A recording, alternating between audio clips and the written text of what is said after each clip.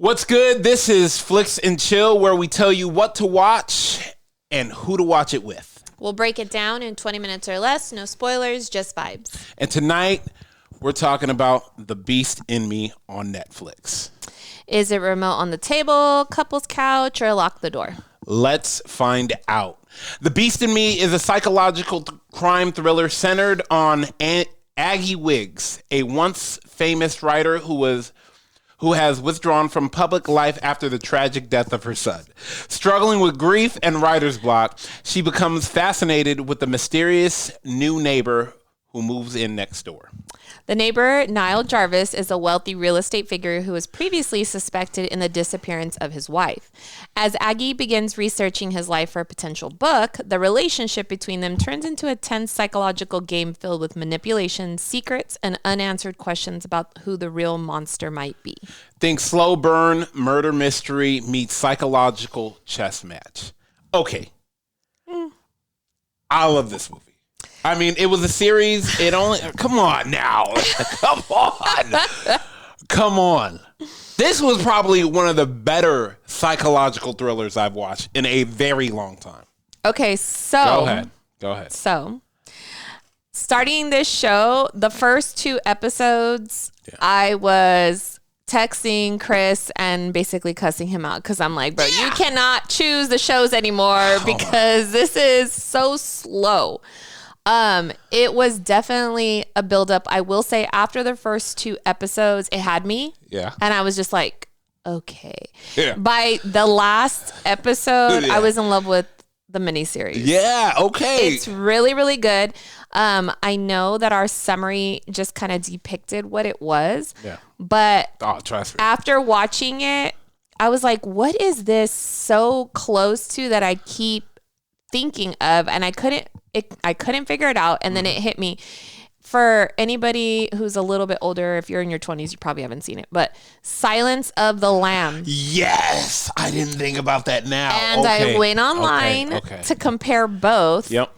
And even online, people are saying it's very comparable to Anthony Hopkins and Jarvis. Mm-hmm. And then actually digging in deeper, Jarvis, who's the main antagonist, said he actually based his character off of Anthony Hopkins from Silence of the Lamb. Okay. So it made more sense to me after that. And, you know, I like to dig in that. I like to know where certain actors come from as far as like what other movies they've played in and stuff like that as well. I liked it. It was a different psychological thriller than I've watched, before. And it was just like, I'm not going to lie to you. I like The Crazy Billionaire. Let me explain something to you. That status will let you know how crazy someone really is. You know what? And then it will show you how when someone's down on their luck, what they're willing to do to get back to where they used to be.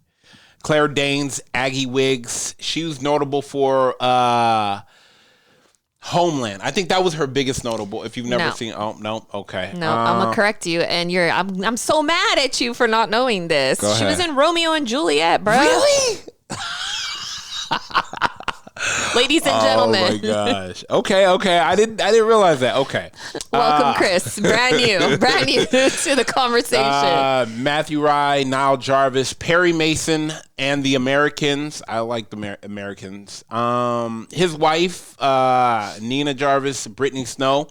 Pitch Perfect series. I remember her. She's definitely not. She's also in Hunting Wives, our other show that we both like. Is she? Oh, for the love of Christ, guys. Are you serious? Yes. She's the new wife that goes into the. Oh, she is. This is how our conversations go all the time. She is. Yes. She's also in Prom Night if you're a horror fanatic. That one is actually an older movie as well. Oh my gosh. I couldn't remember what pick Did you the know bad guy was in. The moment you saw her, she was Yes. Oh yes. My gosh. She is. Wow. I mean, what a role she's on. She's been in a lot of stuff, honestly. I mean, but I'm just saying right now, as of right this second, she's in a lot of stuff that's actually big and popular. Yeah, she might want to go get that Maybach now. I'm just saying she's on a strike. She's actually really down to earth. I follow her on social media. Oh, really? Yeah, she's a family person. She's like very chill. She's not single? Yeah. I'm just asking a question. Go ahead. I'm just asking. I just heard like 50 million white girls' hearts break across Orange County. I'm just asking a question. For a friend or what? Yeah. Anyways, the antagonist in this one, I couldn't remember what I had seen him in. And I was like, okay, wait, he's been in something else. He was actually in Cocaine Bear. I don't know if anyone has seen that. I haven't seen that, but everybody says it's actually really good. It's good, but it's stupid. Like it's not believable. Anyways, but yeah, he's in there as well. And then you said there's also who? Supporting cast, Jonathan Banks. He's in Breaking Bad, Better Call Saul. David Lyons, Revolution. He's in ER. That's a more prominent series. You know what? Let me touch also on Jonathan Banks. Jonathan Banks plays Rhimes' dad, who's like, I think he's probably portraying like at least a 60 or 70-year-old. But he is actually been an actor, I think 80s or longer, because he's also in Beverly Hills Cops and Gremlins. Yes, he is. Yeah. So I was like, I know I've seen this man like a million times. I just couldn't think of where. So he's actually been in a lot of 80s movies, 90s movies. So it was kind of cool to see him back in a prominent role. And you know what? And hopefully they keep doing that. You don't have to rely on the top A-list actors. Sometimes you can combine them with, they can be like older A-list actors that may drop down. But I feel like, and I was talking to my sister about this, I feel like series, like these short mini series instead of a movie, you can get away with you don't have to have the A-list actors to have a box office hit. No, but I think it's kind of nice when I personally like when they put in characters from other movies. Oh, yeah. That I'm like, I recognize that face, but like, where do I know that face from? And I say that even because in this show, Jonathan Banks, and I know you're going to be like, what? I didn't know that. But Jonathan Banks, the old guy who plays the dad, his wife kept striking me as familiar. And I'm like, where do I know her from? So I had to dig into that as well. Okay. If anybody has seen Hitch with Will Smith, when he is going to go do the cooking class and he's talking to the girl's, Eva Mendes' boss's wife. That's the psychologist. And he's going, oh yeah, no, I think you have food allergies. Yeah, oh my that's gosh. her. She's a lot older, but I was like, my God, where's her face from? So she's also...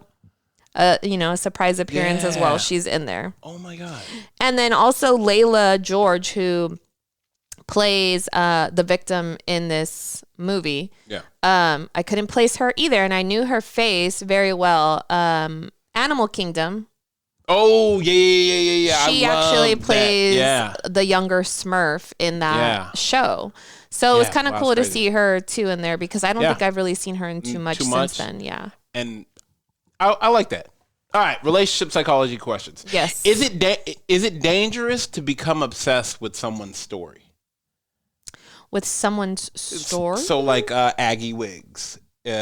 She was obsessed with Niall's story. I want to say I could see it becoming dangerous. In her case, yes, because she couldn't let it go. She was willing to like dig and dig and dig. And I feel like, especially with somebody who might be a dangerous person per se, like why would you want to continue to dig into that? I mean, he did. I will say he had me tripping at first, because I was like, well, maybe he's just a dick and he didn't do anything wrong. Oh yeah, at the beginning at the restaurant. Yeah, and then because I was like, okay, I would have done the same thing. Like a lot of his attitude, I felt like, well, maybe it's warranted. But even at the end, I was still surprised by the actions. Oh yeah, he turned it all the way up. Just everything. It was definitely a surprise. can curiosity about someone turn into emotional attraction? You remember they had that scene while they were drinking? I don't feel like she was emotionally attracted to him. I don't think she was attracted to him until they started opening up and giving out their emotions. And then you saw like, okay, I don't think she was attracted to him at all. I think she felt a closeness to him. Okay. Like, I see where like he could, shut up. Like he could relate to True. her Okay. and Yeah. her pain. Okay. I feel like, because she's a lesbian in the movie. So I don't think she was rolling that way at all. I mean, look at you. You can bring them back from the dark side. Oh my God, I can't. Let me ask you this. Trust and deception. Would you trust a neighbor who was once suspected of murder? I guess it would depend on who maybe they murdered and why, and if I thought they did or not. Okay. If someone's past is suspicious but never proven, do you give them a chance? Yes. Okay. That's crazy. Yes. Okay. I mean, because there's levels of trust too. Like, I can trust you to like be around here or there. Okay. It doesn't mean I'm going to trust you with my kid or True. my money. Like, there's levels. Would you date someone with a dark reputation? Now, no, I would not. Damn, okay. All right. Have I? Yes. Okay. Is it worse to lie about a crime or lie about who you really are?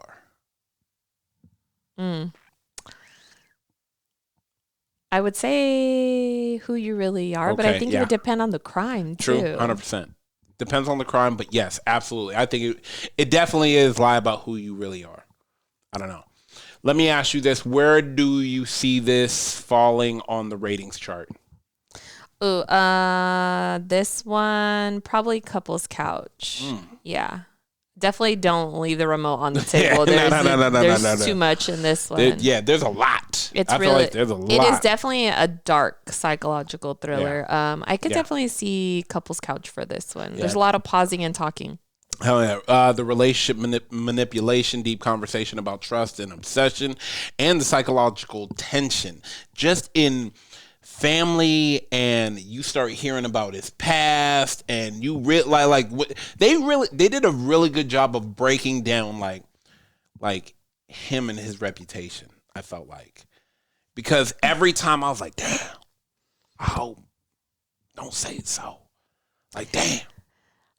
I feel like it's kind of a real life version. I don't know if anyone else has felt this way, but like even Disney right now specifically, they take a lot of the bad guy, quote unquote, and they do the story of why the person is the bad guy, but they're not really the bad guy. Like, this is how they ended up like that. Yeah. I felt like this was leaning towards that. Like, it kept taking you back and divulging more about him and his past so that you would have some type of sympathy. Yeah. But then it was almost like every time you got sympathy, it was paralleled to like, nah, he's still a piece of shit. Like, it kept teetering the line, then brought you right back like, nah, I still don't like him. Yeah, 100%.